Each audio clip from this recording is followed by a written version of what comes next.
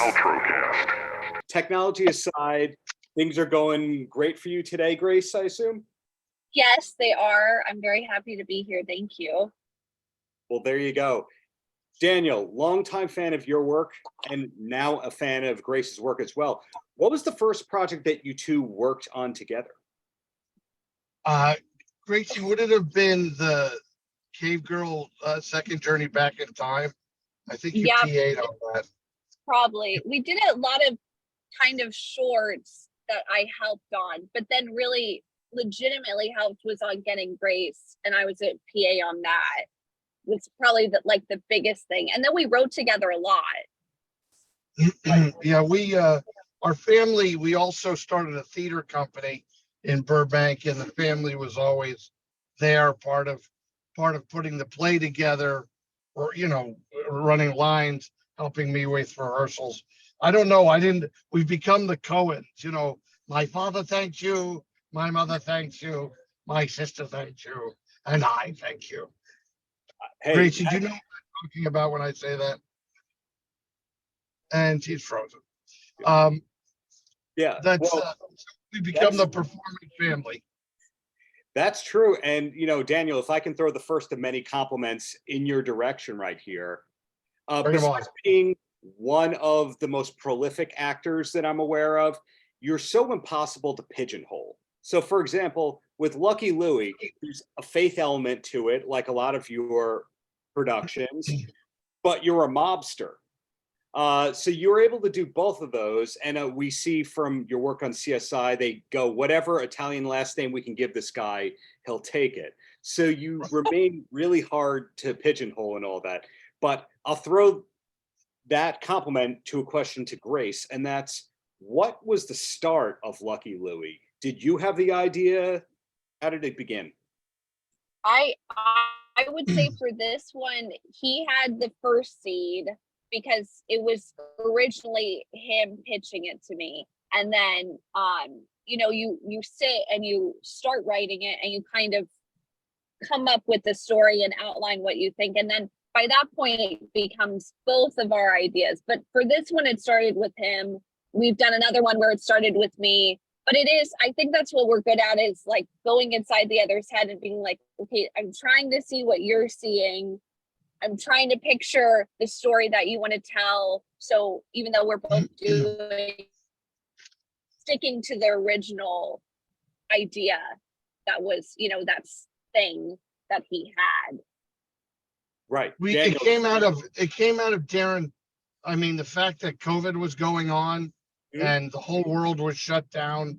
And there was a point where I just thought, we can't have our government telling us we can't make art. So I was determined to make some kind of art.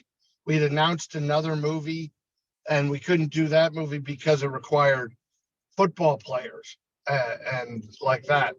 So we made this movie instead, which Grace and we said, let's write a simpler movie, and we're all out. Yeah, a similar movie with a bank robbery and a reenactment. And it sounded simpler in our heads. And then when we actually did it, we were like, this is just as convoluted as the other thing. Well, where is the bank that we see in there in the movie? What city is that? It's in Bangor, which is within the Lehigh Valley, probably like 30 minutes away. And it was just an abandoned bank that was up and running until COVID. Like when you walked in, you could see things were stamped like March 18th, 2020. So it literally was one of those situations where they were working one day and then they went home and never came back because of the pandemic. Yeah, it was eerie. And then now it's becoming apartment building. It's not even, you look inside and it's literally all torn down, and they said that's what's next for it. So it's nice that we can kind of memorialize it in a way, because it was such a cool shooting location. Right. In doing my research, I didn't realize that Basil unfortunately passed away in 2021. So when did you actually finish filming on this movie? October 2020. It was a 25-day shoot. So by the time he passed, it was almost a year to when we had started filming. So it was recently, but he did see a cut of the movie and he did like the movie. Thank God, because yeah. So he was able to see one, how great he is in that movie, but also, you know, to see a finished product makes us feel so much better knowing that he left this world seeing that, because, you know, it's his movie in every way. Yeah, Daniel, how far did you go back with Basil? Because you, like him, are one of those people that hundreds of movies and you go, I know that guy. You're one of those I know that guy people. Yeah, he does have that familiar face. Well, we had met years ago and then oddly re-met. I think God put him in my path in December of 2019. Mm-hmm. We were at Bob's Big Boy, excuse me, and Basil was, would you believe, he was in the table right next to us doing Bible study with another actor. So it was so interesting to me. Certainly that was the germination of the idea.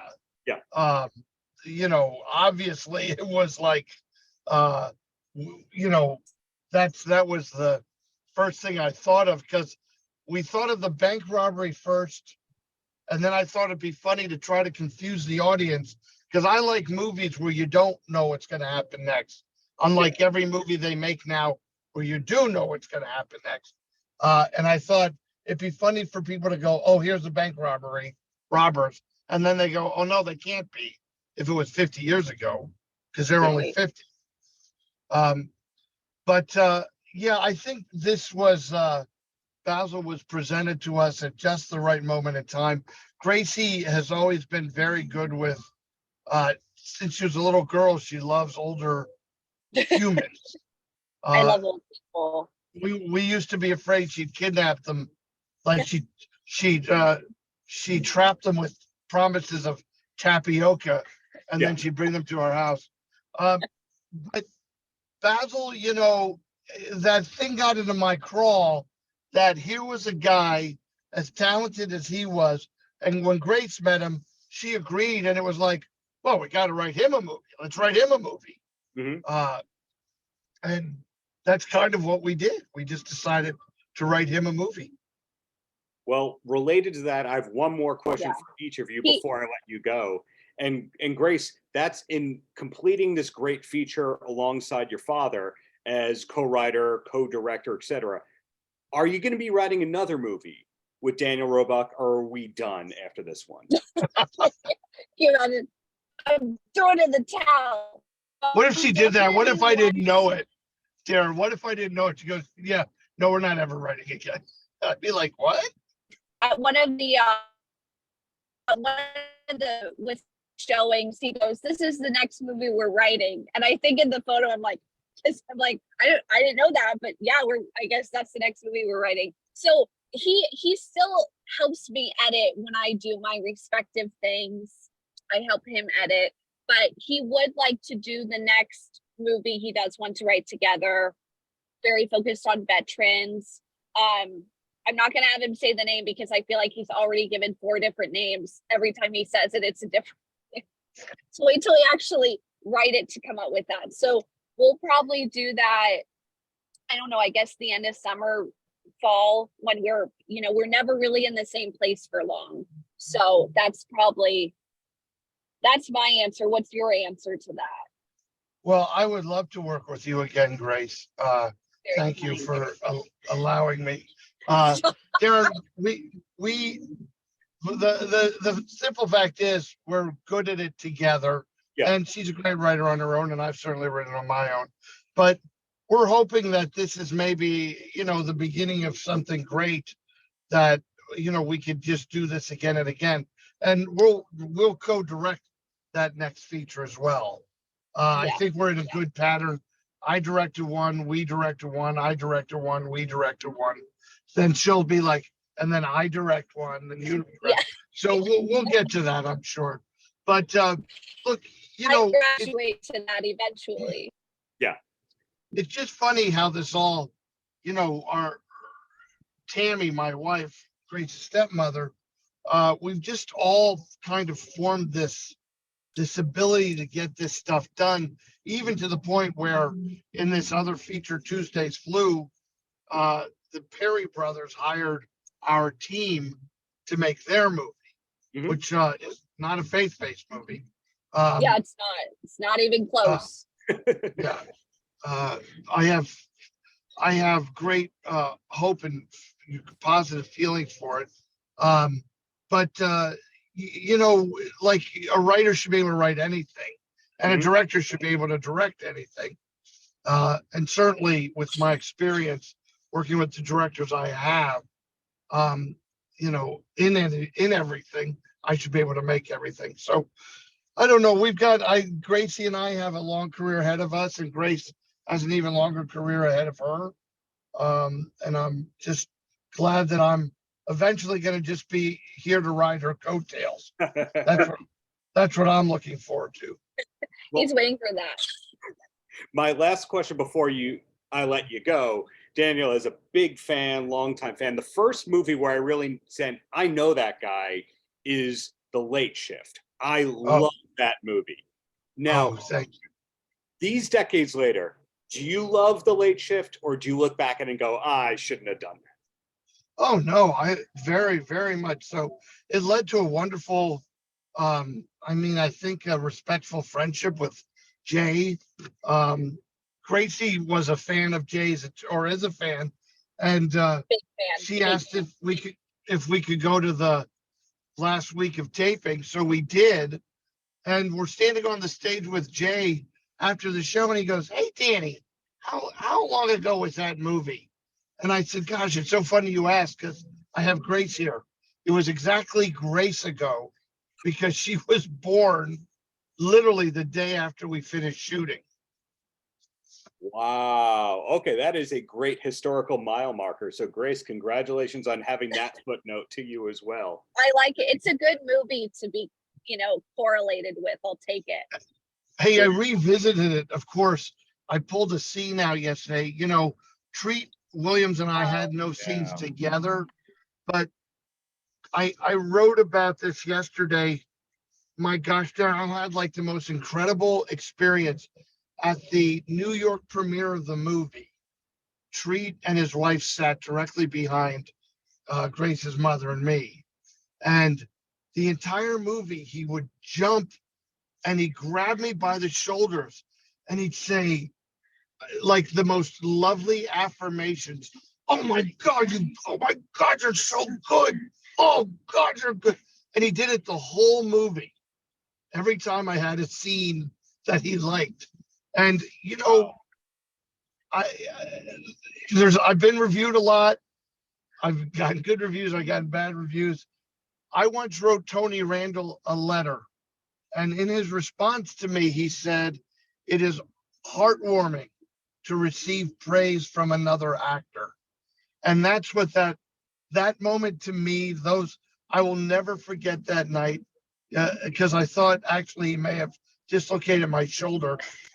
And I had wished maybe I was a less good actor. My shoulder might hurt less, but I will never forget that, and was heartbroken to learn that we lost him. Yeah, amazing tribute from you right there. Fred Stoller had a great one. Everyone seemed to love Treat Williams. So, sorry to end on a bad note like that, but he'll be missed. Congratulations on Lucky Louie, and really glad to see that we're going to get more collaborations from you two in the near future. You're so nice, and thank you for taking this time to talk to us and share this with your audience.